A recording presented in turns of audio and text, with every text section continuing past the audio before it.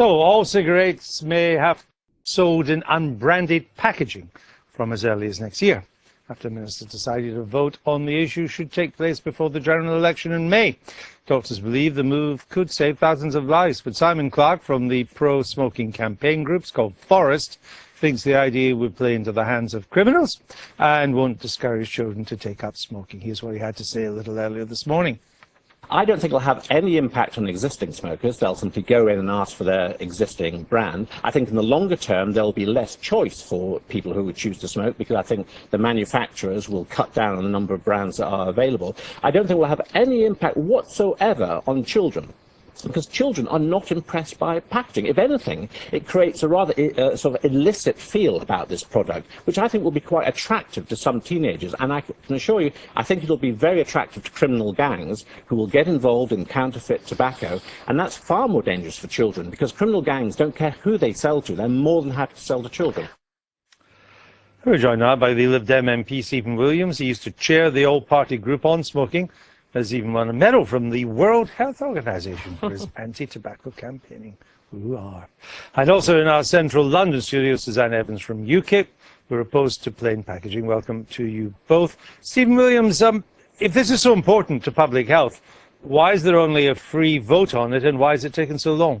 Well, it's controversial inside government. I mean, a lot of anti-tobacco measures over the years have been controversial. I was an MP in the last Parliament. I was the Lib Dem's public health spokesperson when the Labour government proposed a partial ban on smoking in public places, which everyone thought was risible. How on earth would you enforce that? And it ended up being a sort of free vote, and it was Parliament that decided to have a comprehensive ban on smoking in public places. There's plenty of precedent for it. So cigarettes at the moment, I think, in shops are hidden behind screens. In large shops, yeah. In small shops, it's about to happen, yeah. It's soon going to be like that in all the shops. So if they're already hidden behind the screens, what difference does plain packaging make? Well, because people consume cigarettes, obviously, in public. And the sort of things that we've been worried about for a long time. Once you purchase the cigarettes, obviously you consume them in public. You have a cigarette packet on the table and why does that see them that way. The design of a cigarette packet is the last marketing tool that the tobacco companies have available to them. The sponsorship and advertising, that's all gone. Similar things have all gone in the last sort of 10 or 20 years. The design of the pack is the last marketing tool they have left. And what they've been doing is designing the packs in different shapes in order to make them attractive to teenage girls or teenage boys. I mean, the most obvious example is a pack that only has 3 or 4 cigarettes in it that is shaped like a lipstick tube. And that's quite obviously marketed at young girls. What the tobacco companies want to do is recruit the next generation of smokers, because very few adults rationally decide to take up smoking. It's teenagers that start and then get addicted. They've done this in Australia. The evidence for that it makes a difference for your side of the case is not great, is it? Well, it's early days. It's only been in place in Australia, 2012. And it often takes quite a long time for an evidence base on a public health intervention. But we can't see any increase in smoking rate decreases among 14 to 17-year-olds.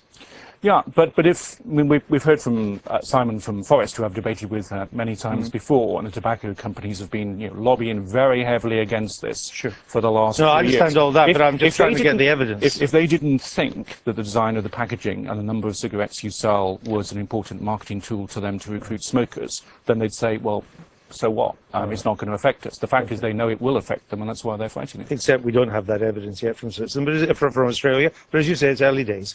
Suzanne Evans, what's wrong with taking as many steps as we can that will inhibit discouraging up smoking?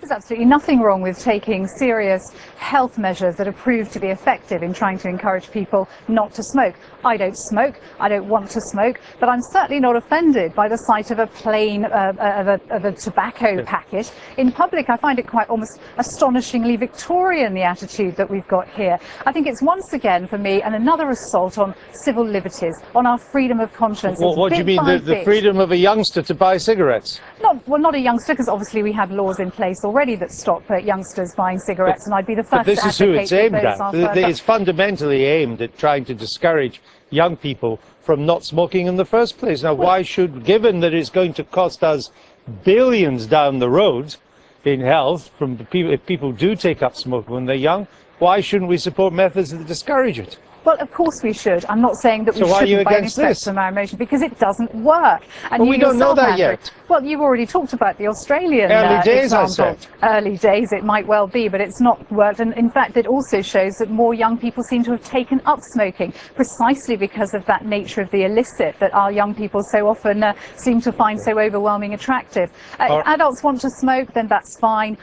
We've already got dark tobacconists now in larger shops, and What's a we've dark already tobacconist? heard about when they're closed up, when you can't see them, when they're shut up behind I the see. cupboard. All right. I think that's the So I thought it technical was like the phrase dark for web, it. and they were selling them illegal. Let me bring Stephen Williams back in. Look, I mean, you've raised the age you can buy cigarettes to 18. Yeah. You've increased the tax on them year after year. You've banned all advertising and sponsorship. You've banned smoking in public places. You've banned smoking in cars with children. Not yet. Well, you're about coming to. up. You're about to. You're going to do it. They're now sold behind screens. They're now going to be sold in plain brown packaging.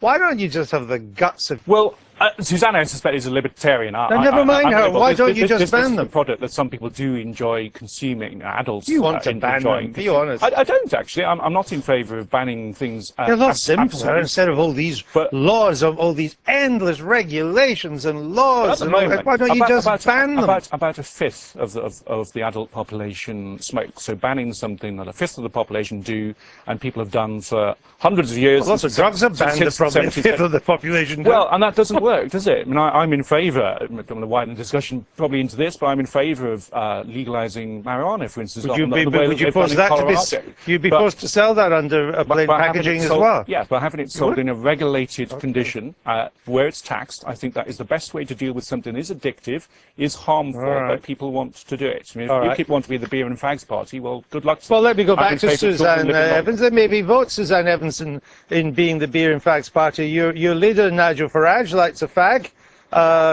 Quite a lot, it seems. And it seems that UKIP accepted a £25,000 donation from Pillbox 38, which is a company with electronic cigarette brands called Totally Wicked. Is that true?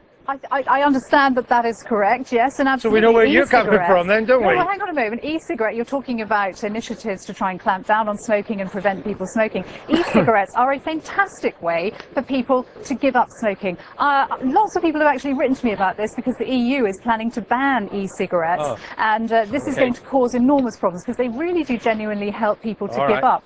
Can I make one final point as well? The Australian case, the World Trade Organization is looking into whether or not Australia is in breach of trade agreements internationally, and there's a potential legal case pending. You talked about billions on health. We might well find ourselves, if we go down this route in Britain, spending out billions in legal. Fees are high in this country, but they rarely come, even for rich lawyers, to billions. Anyway, even millions is too much. Well, millions Suzanne Evans, thanks exactly. very much for joining us. Stephen Williams as well. Just one thought from you. I'm not a banner, but my instinct is to make smoking as unattractive as possible. And that would include it's 40 plain years since I got up. and that would include plain packaging in your view. Yeah, absolutely. Yeah. All right, we'll leave it there. Thank you.